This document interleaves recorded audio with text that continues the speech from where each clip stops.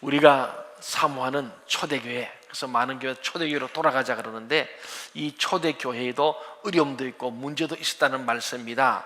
초대교회에서 가장 심각한 문제가 뭐냐면 구원의 문제였어요. 초대교회는 아직 신학과 신앙이 잘 정립되지 않고 교회론적이나 구원론이나 이런 것이 정립되지 않은 어쩌면 기독교의 출발입니다. 그렇기 때문에 가장 문제인 게 어떻게 하면 구원을 받는가, 이것이 큰 문제였는데 심각한 문제로 대두해서 지난주에 우리 말씀했지만은 베드로가 이 말을 좀 정리를 하는데, 사실 바울과 바나바가 1차 전도행을 통해서 예수 그리스도를 믿으면 구원받는다는 이 단순한 복음의 진리 때문에 유대인들이 이를 제기해서 안디옥 교회에서 문제가 되니까 예루살렘 교회에 가서 사도들과 장로들인 이 사내들인 공의회에서 공적인 신학적 검증을 받기로 하고 올라갔던 내용을 잘 알고 있습니다.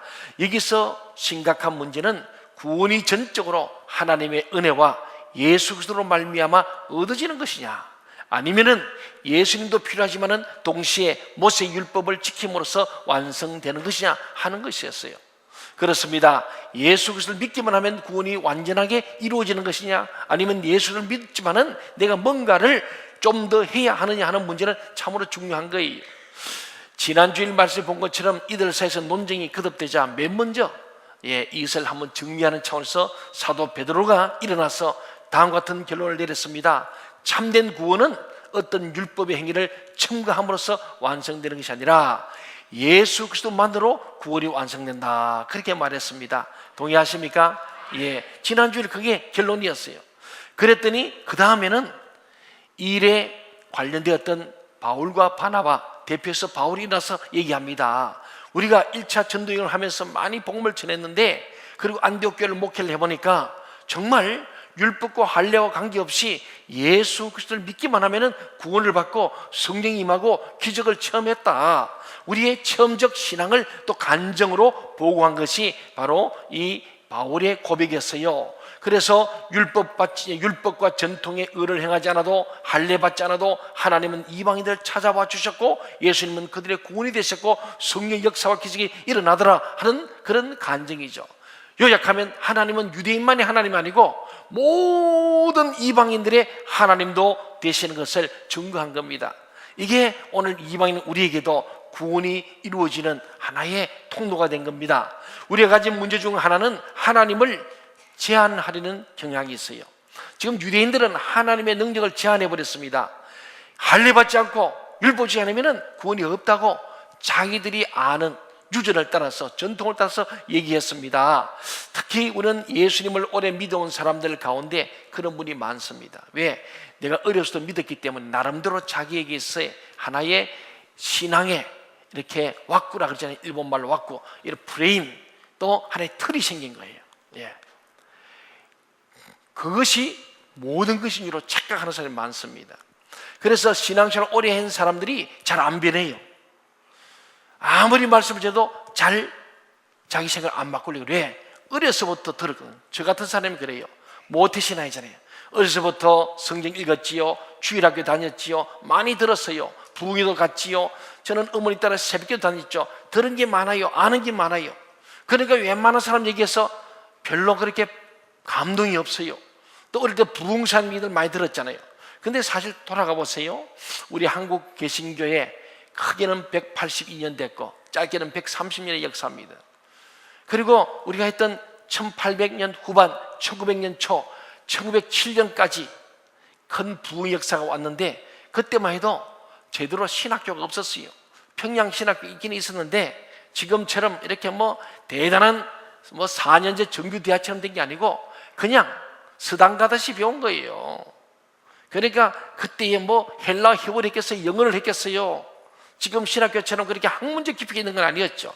그저 예수 그리스도 누구신가, 그분의 십자가와 보혈의 능력, 부활의 능력, 이 정도, 캐리그의 복음 정도, 아주 기초적인, 지금 여러분보다 어쩌면 더 못했는지 몰라요. 그리고는 그들 속에 성령이 임하니까 불이 붙어서 이기풍성에서 제주도까지 가서 복음을 전하고 전 한국 교회에 큰 부흥의 불길이 타올랐잖아요. 그때만 해도 이런 구원의 논쟁이 펼쳐. 예수 믿으세요? 구원받습니다. 예수 믿으면 복받습니다. 그래서 예수 믿는 것밖에 없지 않습니까? 초대교도 마찬가지였습니다. 그런데 오늘 우리 가만히 말씀 보게 되면은 하나님께서는요, 많은 사람들이 예수를 좀 오래면서 자기 경험, 자기 지식, 자기 방법 안에 하나님을 가두어 두는 경향이 있다는 거예요. 그래서 교회에 어떤 논쟁이 생길 때에 처음 예수 믿은 초신자가 문제를 일으킵니까? 오래 믿은 사람이 문제를 일으키나요? 예, 왜 그럴까요? 아는 게 많아 그래요. 많기는 많은데 잘못 알아 그래요. 그럼 잘못 알았으면 고치는데 안 고치려 그래. 목사님 말씀도 안 들어요. 성경을 펴놓고 해도 그 말 잘 안 들어요. 왜? 옛날에 내가 부흥에 가서 받은 그 은혜가 최고예요. 그런데 그 부흥사님들은 신학적으로 얘기한 게 아니에요. 그냥 믿음으로 얘기한 거예요. 믿음은 결국은요, 신학적인 것이 아니라 하나님 주시는 성령의 감동을 한 거거든요. 그 감동이 성경과 일치가 되어 있는데 그때는 성경도 잘 몰랐습니다. 그러니까 은혜 받고 그냥 좋은 거예요. 근데 지나고 보니까 우리가 좀 더 수준 높은 신앙으로 가니까 이 구원에 있어서도 우리가 잘못 알고 있네요. 저희 어머님 16살에 예수 믿어가지고 지금 89세까지 그럼 몇 년 믿은 거예요? 70년 넘게 믿었죠? 우리 어머니 갖고 있는 그 고정관념들이 있어요. 그래서 목사인 아들 둘이 가서 널 어머님 잘못된 신앙을 좀 우리가 고쳐줘. 절대 안 고칩니다. 예, 본인도 옳대요. 아주 우리 권사님 어머니가 목사 아들들 가르치려고 얼마나 몰라요. 그래서 들어보면은 일리는 있지만은 우리 배우니까 어머니 그때 잘못 배운 거예요. 예, 왜냐하면은 저희 어릴 때 우리 고향교회에 교육자는 조사님, 지금 전도사님이죠. 이 조사님도 그냥 목사님을 돕는 조사, 보조사 이런 뜻입니다. 보조 목사. 이분들이 그때 보면 나이가 20살, 21, 2셋 이런 사람이 많았어요. 군에 안 갔다 오면은 학부 4년만 하면은 목사가 되는 거예요. 우리나라에 처음에 그랬잖아요. 아니, 그것도 없었어요. 그냥 성서신학에서 1년만 하면은 조사가 되고요. 입학만 해도 조사요. 신학 입학만 해도 조사. 우리도 장도의 신학대학원에 가면요, 신학대학 1학년 제가 가니까 바로 전도사님이요. 네. 그래 가서 교회학교 하는 거예요. 사실 아는 게 뭐 있어요. 지금도 아는 게 부족해서 제가 말씀 볼 때마다 그런데 지금 생각하면 내가 20년 전, 25년 전에 그때 가르칠 때는 아는 것도 없이 그냥 아는 척 가르쳤구나. 사실 제가 그렇게. 그래서 제가요, 우리 신학교 다니는 그런 사람을 제가 교육줘서 잘 안 씁니다. 그래도 목사님들이 바쁘지만은 목사님들이 한 말씀이 제대로 모르고 그냥 와서 막 자기 열심을 하는 신학생 교육줘서가 낫다. 나는 그런 생각이기 때문에. 왜냐하면 제가 그랬기 때문에. 제가 신학교 다니면서 뭘 아는 것 같은데 제가 나이 33세 갔으니까 적은 나이 아닌데 이제 21, 2살 돼가지고 우리 교회도 그래 와서 그래요. 목사님 저 신학교 입학했어요. 그 말이 뭔지 아세요? 나 전도사 시켜주지 않아요? 이래요. 그리고 부모들이 전도사 시키면 막 데리고 어디 가버려요. 그러지 말라는 거예요. 어떤 분이 상담에 왔어요. 우리 딸이 지금 신학교 3학년인데 목사님 다른 게 지금 전사로 가렵니다. 내가 가지 마라 그랬어요. 제 욕심이 아니고 아직은 할 때가 아니다. 군대 가서도 총도 쏠 줄 알고 제대로 훈련받고 자대 가고 전쟁터 가야지. 월남전 가면서 총도 못 쏘고 월남전 죽습니다. 그렇잖아요. 절대 보내면 안 돼요. 그러니까 제대로 하고 학부 때는 공부하고 교회와 교사하면 열심히 배우라. 그런 뒤에 신학대학원은 목사 후보생 과정에 그때부터 해도 늦지 않다. 잘못 가르치면 그 사람 영혼을 영원히 버리는 거예요. 그렇지 않습니까? 근데 말 안 들어요. 자기가 한번 생각하면은 목사님은 괜히 나를 붙들어 놓고 말이야 나 갈 길 막으려 그러지 하고 도망가 버려요. 제가 보면 안타까운 거예요. 우리는 제대로 배우고 제대로 가르쳐야 할 줄 믿습니다. 초대교회도 이 구원론 가지고 많이 떠든 거예요. 바울 대단한 율법학자입니다. 베드로 주님께 3년 배웠습니다. 야고보 예수님의 육신의 동생입니다. 다 난 사람이에요. 그런데 이 문제 가지고 고민한 겁니다. 그런데 우리가 볼 때 하나님을 제한하면 안 됩니다. 하나님은 무한하신 분을 믿으시기 바랍니다. 전지전능하신 분이에요. 그런데 자꾸 우리 하나님을 여기 틀에 딱 가두고 하나님 이런 분, 그래서 하나님을 제한해버리고 하나님 능력을 제한합니다. 하나님은 엄청난 일을 하십니다. 위대한 일을 하십니다. 하나님은 생존하시고 새 역사를 베푸시는 분이에요. 바나바와 바울이 이제 간증을 했습니다. 하나님은 우리 몰랐는데 내가 머리로 알았는데 실제로 가서 복음을 전하니까 하나님 위대하시더라, 대단하시더라. 전혀 처음 만났는데 가서 예수님 말씀하니까 성령 역사에서 그들이 예수를 구주로 고백하고 세례받고 성령 임하고 기인하고 안전병 일어나고 놀라운 역사를 경험했다. 그런 간증입니다. 그 다음에 오늘 이제 마지막으로 총회장적인 야고보 사도가 일어났어요. 결론을 말합니다. 13절에서 형제들아 내 말을 들으라. 이제 마지막에 개인적인 사길이 아니고 오늘 공의회의 내가 대표 자격으로 이제 마지막 마무리하겠다, 그런 말입니다. 야고보는 총회장으로서 교회 결론을 이야기하고 있는 거예요. 그 내용이 무엇입니까? 오늘 본문 14절 15절에 야고보가 정리한 결론이 소개되고 있습니다. 우리 다 같이 한번 눈으로 보고 입을 한번 읽어보겠습니다. 시작. 하나님이 처음으로 이방인 중에서 자기 이름을 위할 백성을 취하시려고 그들을 돌보신 것을 시몬이 말하였으니 선자들의 말씀이 이와 일치하도다 기록된 바. 야고보의 말에는 크게 두 가지 내용이 있습니다. 첫째는 이방인을 누가 불렀느냐? 하나님이 불렀다는 거예요. 우리가 아무리 떠들어도 하나님이 이방인을 불렀어, 그 말입니다. 우리는 이방인은 구원이 없다고 유대인들이 주장하고 율법을 지키고 할례 안 하면 하나님이 안 부르고 구원이 없다 하는데 오늘 보니까 하나님께서 처음으로, 구약 이후에 처음으로 이방인 중에서 자기 이름을 위할 백성을 취하시려고 그들을 돌보셨다. 누가? 하나님이 그러셨다. 구약 때는 없었는데 신약에 처음으로 있으니까 우리가 경험되지 않았기 때문에 이것을 부인하고 있다, 그런 말입니다. 하나님이 이방인을 직접 불러서 그들 가운데 행하신 일이다. 이것은 구약 시대에는 없었고 오순절 이후에 처음으로 일어난 일이라는 거예요. 처음 있는 일이기 때문에 구약의 전통을 믿고 있던 사람들은 그 사실을 받아들이지 않는 거예요. 오늘 많은 그리스도인들이요, 자기가 한번 딱 좀 아는 게 있으면 안 들어요. 제자화란 말을 저는 신학을 하고 난 뒤부터 들었습니다만은 제가 어릴 때부터는 제자란 말은 들어본 게 별로 없어요. 우리 한국교회 제자 훈련 많이 했습니다만은 보통 교회는 제자화라는 얘기를 잘 안 씁니다. 저도 모태신을 쭉 자랐지만 우리 고향교회에서 제자 되란 말을 들어본 적이 별로 없어. 그저 선교사님 오시면은 마태복음 28장에서 가서 모든 민족을 제자 삼으라 한번 들은 거, 그것밖에 없습니다. 그건 오늘 이 시대에 연세 많으신 우리 권사님 장들은 제자란 말을 별로 안 들었어요. 오늘 사랑하는 여러분, 우리는 성경은 계속 연구되고 계속 읽혀지고 계속 우리는 더 확장돼야 할 줄 믿습니다. 그렇습니다. 오늘 하나님이 직접 이방인들을 부르셔서 그들을 취하셨다 하는 얘기를 하는 거예요. 두 번째는 하나님이 하신 일은 절대로 예고 없이 무작정된 일이 아니고 구약의 예언자를 통하여 이미 알려진 바 되었고 그 예언이 그대로 이루어진 것이라고 말하고 있는 거예요.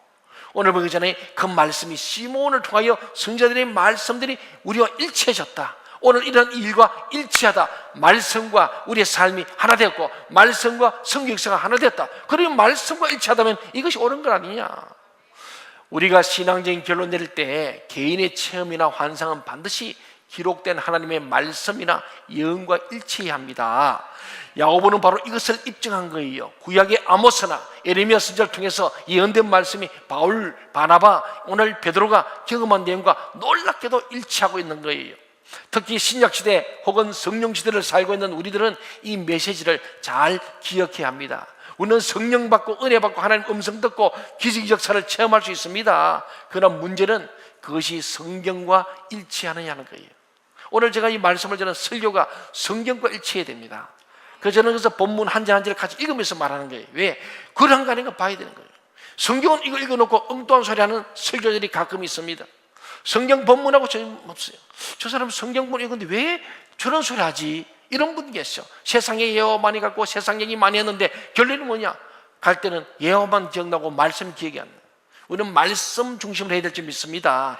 오늘 베드로, 바울 지금 이 얘기를 듣는데 그 말씀들을 들어보니까 구약에 이미 예언된 말씀을 오늘 야고보가 발견하고 하나님의 말씀이 일치하다고 말하고 있습니다.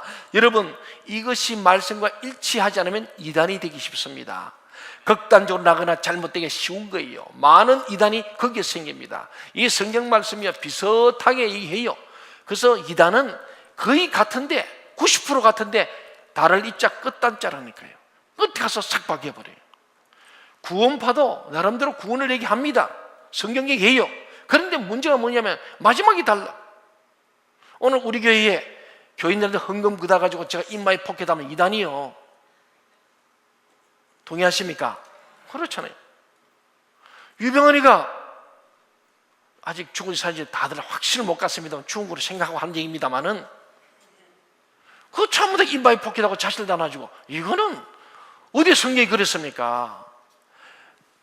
성도를 피웠다면 헌금은 하나님 뜻대로 쓰여지고 공개적으로 쓰여지고 하나님이 원하시는 성교비로 구제비로 우리가 인질양사는 장학비로 쓰는 거 아니겠습니까? 교회를 운영하는 데 쓰는 거예요. 그것을 자기 사리사욕으로 취해버렸다. 몇백억 몇천억이 있다. 이게 이단 사입이죠.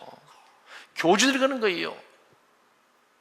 문나무에 계시도 죽었어야 한 얘기입니다만은 그 정도 아들들 다 죽어가지고 아들끼리 왕자이 났지 않습니까? 이단은 그런 거예요. 오늘은 비슷한 것과 예수의 복음을 전하고 하나님 얘기하는데 결론이 뭐냐? 그 성경 말씀과 일치해야 됩니다. 우리의 삶 자체가. 그래야 그것이 정통이라는 거예요. 사랑하는 여러분, 우리의 신앙의 근거는 성경입니다. 우리의 경험도 간정도 중요하지만은 그것이 성경과 일치해야 됩니다. 야고보는 바로 이 문제를 거론합니다. 구약의 메시지와 당시 일어나고 있는 사건과 연결시키는 것입니다. 그러면 야고보가 인용한 이 아모스와 그 예언의 뜻이 무엇인가? 16절 18절에 나와 있습니다. 그 성경은 스스로 입증하는 거예요. 16절부터 18절 말씀을 같이 한번 읽어보겠습니다. 시작.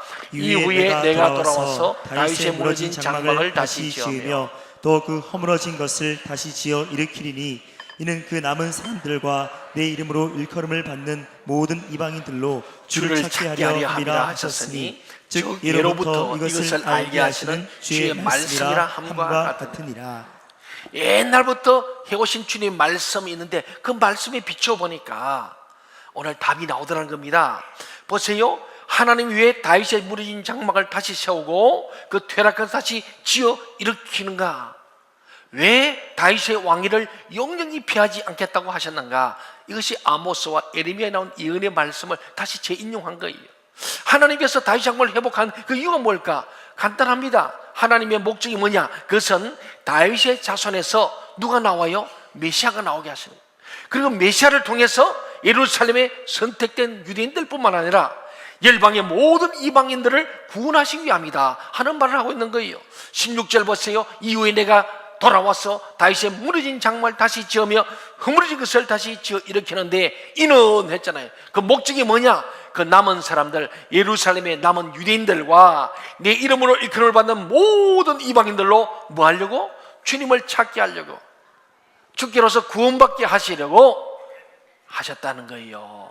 이것을 예로부터 이것을 알게 하시는 주의 말씀, 구약이 예언자를 해서 이미 된 말씀을 오늘 이룬다는 겁니다. 그 성경 말씀은 1.1도 틀지 아니하고 된 말씀이 그대로 이루어지는 거예요.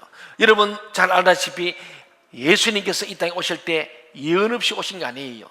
태어날 때와 장소 모든 것들을 이미 수천이 예언하시고 예언들을 이루시는 거예요. 그래서 이미 말해준 사도행전에서 베드로가 설교할 때마다 이것은 예언의 말씀을 이루라십니다. 하나님의 말씀을 성취했더라, 말씀대로 되었더라, 계속 그 말씀하는 거예요. 사랑하는 여러분, 예수님은 예언대로 이 세상에 오셨잖아요. 마찬가지로 신구약에 나타난 모든 예언은 주님이 다시 오실 때 그대로 다 이루어질 것입니다. 그래서 우리는 이미 된 걸 보니까 앞으로 될 일도 예언의 말씀들을 잘 우리가 보니까 주님은 이렇게 오시겠구나, 때가 되어가는구나. 예수님께서도 마지막 말세의 징조를 얘기하셨는데 그 징조들이 자연계를 통하여 우리 사람들을 통하여 모든 것들이 점점점 되어지고 있을 우리가 뉴스와 점점 교통이 빨라지고 소식도 빨라지고 정보가 발달해서 우리 마태복음 주님께서 말세의 상황을 얘기합니다. 사람들이 돈을 사랑하고 서로 부모 형제 가족과도 서로 미워하고 사랑이 식어지는 시대가 올 것을 말씀했어요. 여러분도 이번에 뉴스로 들어서 알겠지만은 우리들이 자녀가 있는 군 부대가 이 군기도 빠졌는지 엄청난 일이 생기잖아요. 무고한 아이들이 지금 구탁 없인 지 오래됐는데 제가 다니던 30년 전에도 그때도 구타 이제 없앤다 그랬는데 그때는 좀 있었어요. 저도 빠따 좀 쳤습니다. 말한 놈들은 좀 때렸습니다. 빠따 치고 얼차려 시켰는데, 그러다 제가 이번에 보면서 어떻게 이런 일이 60년대 군대도 아니고 70년도 아니고 지금 2010년대 군대 속에서 그렇잖아요. 4월 7일 날 그 지금 윤암흑의 일병이 정말 너무 비참하게 죽었잖아요. 여러분, 우리 인간들이 이렇게 마음이 점점 완악해져요. 사랑이 식어져가는 거예요. 그 아이들이 때린 가해자들이 그냥 가해자예요. 어느 날 갑자기 괴물된 거 아니에요.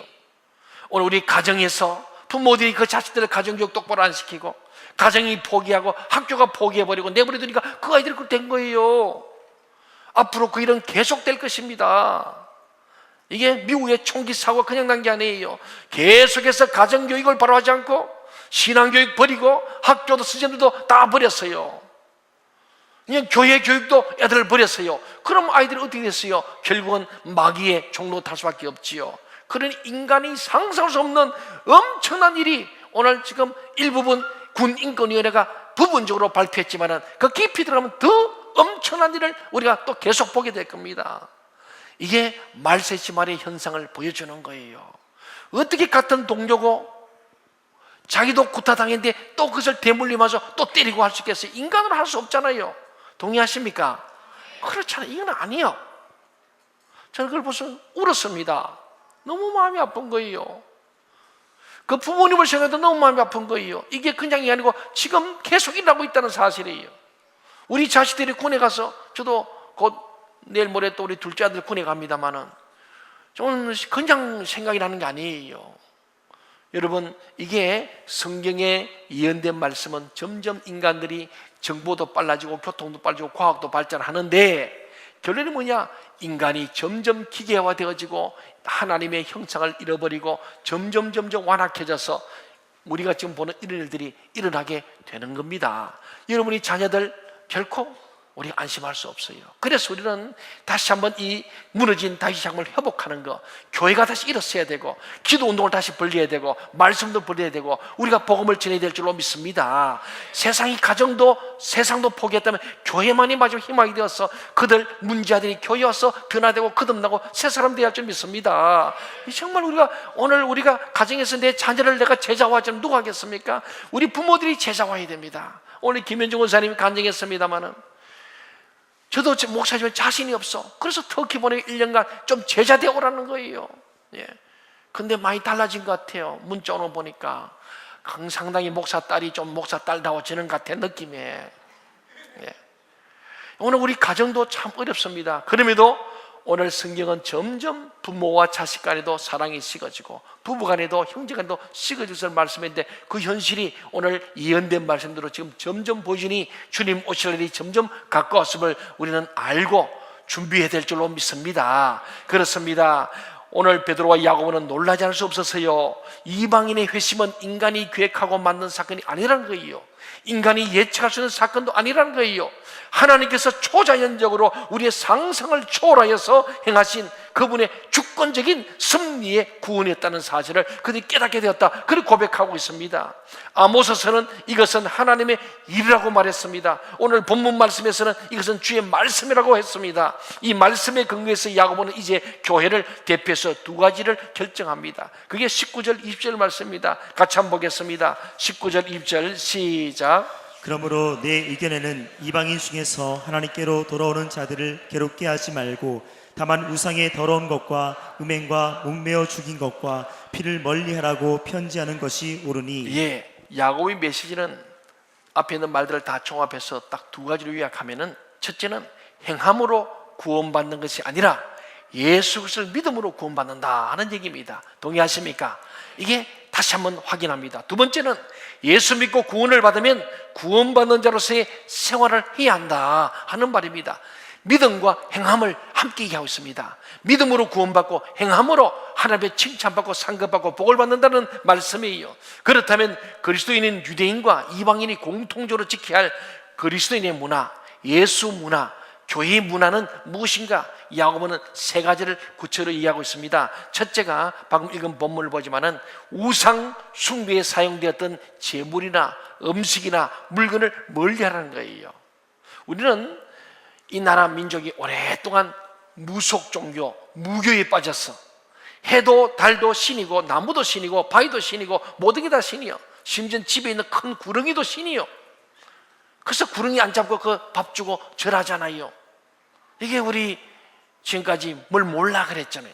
그러다가 드디어 불교가 들어오니까 또 손으로 만든 부처 앞에 가서 열심히 우상숭배 절하고 복 달라고 한 거예요. 유교가 들어오니까 또 어때요? 조상신을 또 귀신을 모셔가지고 조상신 잘생기야 복 받는다고 또 열심히 제사 드렸어요. 부모는 살아계실 때 효도해야 할 줄 믿습니다. 이제 다 알잖아요. 이제 제사 밤 12시에 땡땡할 때 치너서 들어서 아무도 없어요. 편한 대로 하고 콘도 가서 하고. 그래서 어떻게 조상신 찾아오겠어? 못 찾아. 이제 다 알아요. 이제는 집에서 떡 안에 떡방에서 그거 갖고 오고 뭐 그렇게 하잖아요.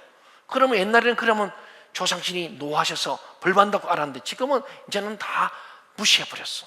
이제 이거 알게 된 거예요. 그래서 기독교는 무교, 불교, 유교 위에 세워진, 우리는 그동안에 계속 우상숭배했잖아요. 이제는 여기서 떠나라는 거예요. 하나님께서 오늘 우리에게 하시는 말씀입니다. 더 이상 우상숭배에 빠지지 말아라. 두 번째는 과거의 이 주님 초대교회 당시에 우상숭배는요 음행과 같이 연결되어 있어요. 음행을 통하여 우상을 숭배하고 바알신, 아세라신을 기쁘게 했거든요. 그러니까 우상숭배 이꼴 바로 음행입니다. 이 음행은 결국은 우리 모든 영혼족을 버리는 거 아니겠어요? 타락하게 하는 거예요. 그 주님께서는 내가 거룩하니 너희도 거룩하라고 말씀합니다. 우상숭배 음행을 버리라. 세 번째는 목매인과 피채 먹지 말아라 하면서 생명 존중을 얘기하는 거예요. 이게 중요한 겁니다. 오늘 우리 그 윤일병 사건 읽어보지만은 이게 뭡니까? 사람을 목을 조고 그냥 사람이 살 수 없게 만든 거예요. 그렇잖아요. 그 친구가 마지막 먹는데 가슴을 쳐가지고 이 먹던 음식이 기도를 막고 산소 공급돼서 그 다음날 죽었다. 이게 어떻게 이런 일이 있을 수 있습니까? 죽은 사람 보고 말이죠, 깨부린다고 또 때리고, 이게 아니잖아요. 그런 거짓말하고 알리바이를 만들어보고 다 꾸몄는데 윤일병이 다시 회복될 것 같다 하니까 그래서 불었다잖아요. 이제 깨어나면 이제 얘기 다 할 거라 생각하니까. 여러분, 우리 사람이 이렇게 심히 부패하고 타는 게 사람의 마음이라 그랬잖아요. 오늘 이 시대에 우리는 목매어 죽이고 피를 먹는 것, 물론 짐승을 말했습니다마는 이것은 구약이 금하는 행위지만 오늘 이 시대에 사람들을 목을 재우고 사람들을 심리적으로 은어적으로 폭력을 쓰고 정말 계속 뉴스마다 아내가 남편을 죽이고 자식이 부모를 죽이고 엄청난 이 피를 쏟는 일들이 생겨나잖아요. 그래서 이 모든 것 우상숭배와 음행과 모든 우리의 악한 일들을 버리라. 그것이 그리스도인의 문화라는 거예요. 우리가 지금은 예수 그리스도는 누구냐? 바로 사랑을 나누는 사람들이거든요. 고통받는 이웃과 함께하는 것이 그리스도인이 할 일이에요. 우리 교회 공동체 모여서 서로 사랑해야 됩니다. 미워하고 정오하고 마음을 미워하는 것을 살인하는 거라 했잖아요. 이거 하면 안 된다는 거예요. 예수 믿는 사람들은 좀 손해보고 그러면서 주님의 사랑을 우리의 세상을 보여주고 그게 하나님의 형상을 회복하는 회복운동이고 그게 진짜 치유 회복입니다. 이건 내적으로 치유 이번 주말에 합니다만 다른 거 없습니다. 결국은 우리가 하나님의 마음을 회복하는 거예요. 그게 뭐냐? 십자가의 예수를 보니까 아, 나도 예수님 닮아야 되겠구나. 어디 닮냐? 내가 십자가 져주는 거 내가 대신 죽는 거예요. 내가 죽어서 다른 살리는 이 십자가 정신 회복해야 되는데 오늘 이렇게 안 산다는 거예요. 그래서 이제부터 그리스도인의 문화는 뭐냐? 우상숭배에서 떠나버리고 음행하지 아니하고 육적 음행뿐 아니라 영적 간음하지 아니하고 하나님을 바로 섬기는 거예요. 더 나아가서 우리가 정말로 사랑을 베푸는 거예요. 우리가 정말 잔인하지 않는 거죠. 그것이 하나님의 가족답게 하나님의 자녀답게 영적인 사람으로 살아가는 뜻이죠. 그러면서 이제 22절 23절에서 이 놀라운 결론을 안디옥에 전달하는 과정을 보여주는데 그래서 바울과 바나바와 함께 유다와 실라도 함께 가게 합니다. 그냥 바울 바나바 가면은 안 믿어 사람들이. 그렇잖아요. 에이 못 믿겠다. 그러니까 편지 문서로도 하고 유다와 실라 가서 또 말로도 권면하도록 해서 사람을 보냈더라. 그래서 25절, 26절 함께 한번 보겠습니다. 시작. 사람을 택하여 우리 주 예수 그리스도의 이름을 위하여 생명을 아끼지 아니하는 자인 우리가 사랑하는 바나바와 바울과 함께 너에게 보내기를 만장일치로 결정하였노라. 예. 그럼 이 편지 내용은 뭘까요? 그것은 앞에서 야고보가 말한 내용이에요. 그러나 이 27절 보면요, 그 편지 내용을 전하면서 편지로만 아니고 사람을 직접 보내서 또도 객관적으로 그것을 증언하도록 한 것을 봅니다. 이어서 28절, 29절을 반복해서 기록했는데 스스로 이런 조치못을 삼가하면 잘 되리라. 결정상을 잘 지키면 잘 된다. 그리고 순종하면 교회는 평안하게 될 것이다. 평안이 너희 있기를 바란다. 이렇게 이 오늘 말씀을 마치지 않습니까?